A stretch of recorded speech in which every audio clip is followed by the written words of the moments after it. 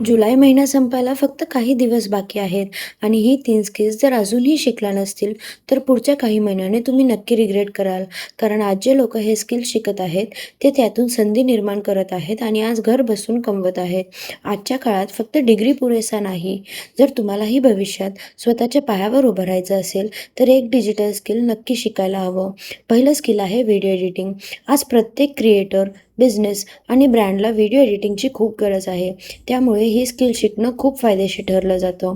दुसरं स्किल आहे content writing. Social media poster, caption, scripts, blogs चांगलं लिहिता आलं तर अनेक ठिकाणी त्याचा उपयोग होतो. तिसरं स्किल आहे AI ऑटोमेशन.